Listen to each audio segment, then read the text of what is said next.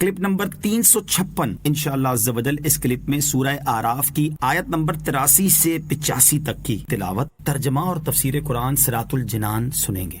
بسم اللہ الرحمن الرحیم.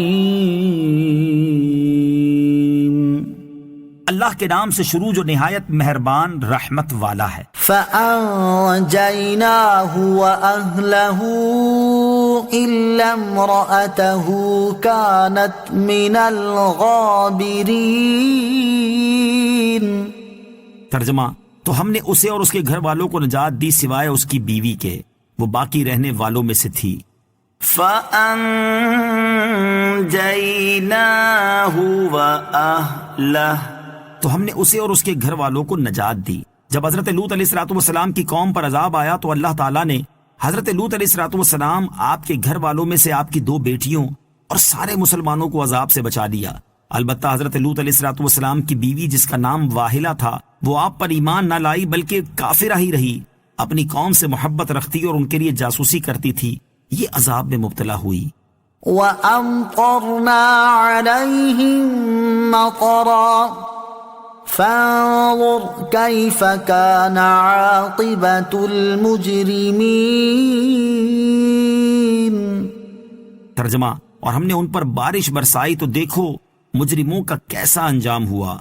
وَأَمْطَرْنَا عَلَيْهِمْ مَطَرًا، اور ہم نے ان پر بارش برسائی. حضرت لوط علیہ السلام کی قوم پر اس طرح عذاب آیا کہ اللہ تعالیٰ نے ان پر پتھروں کی خوفناک بارش برسائی کہ جو گھندک اور آگ سے مرکب تھے.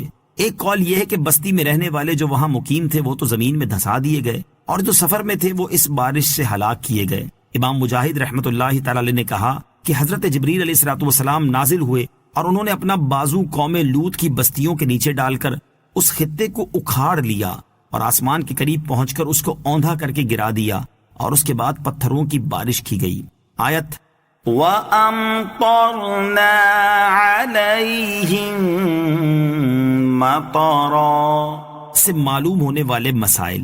اس آیت سے 2 مسئلے معلوم ہوئے. نمبر 1، یہ بدکاری تمام جرموں سے بڑا جرم ہے کہ اس جرم کی وجہ سے قوم لوط پر ایسا عذاب آیا جو دوسری عذاب پانے والی قوموں پر نہ آیا. نمبر 2، مجرموں کے تاریخی حالات پڑھنا اور ان میں غور کرنا بھی عبادت ہے تاکہ اپنے دل میں گناہوں سے نفرت پیدا ہو. اسی طرح محبوب قوموں کے حالات میں غور کرنا محبوب ہے تاکہ اطاعت کا جذبہ پیدا ہو.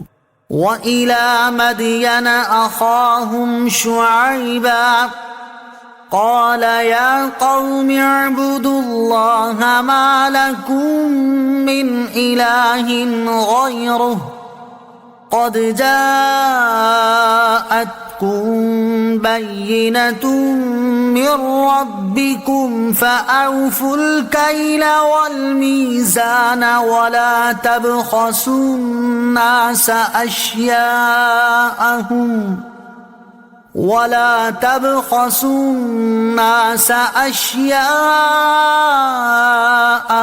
وَلَا تُفْسِدُوا فِي الْأَرْضِ بَعْدَ إِصْلَاحِهَا ذَلِكُمْ خَيْرٌ لَكُمْ إِن كُنتُم مُّؤْمِنِينَ.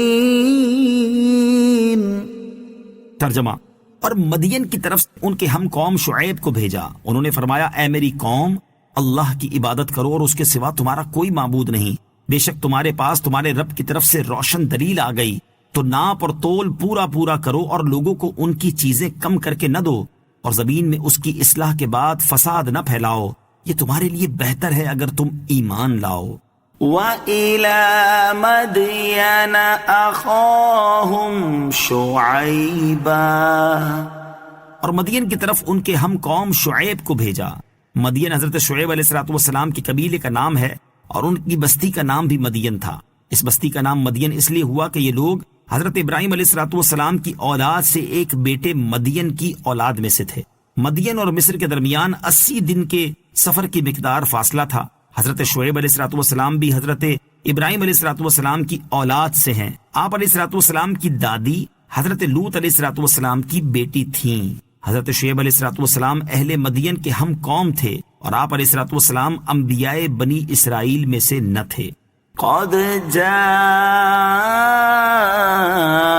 جاءتكم بينة من ربكم، بے شک تمہارے پاس تمہارے رب کی طرف سے روشن دلیل آ گئی۔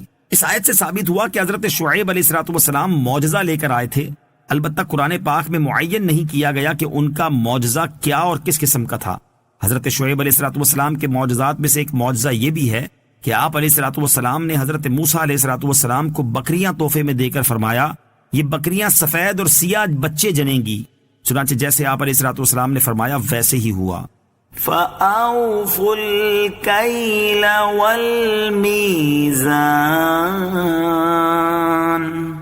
تو ناپ اور تول پورا پورا کرو۔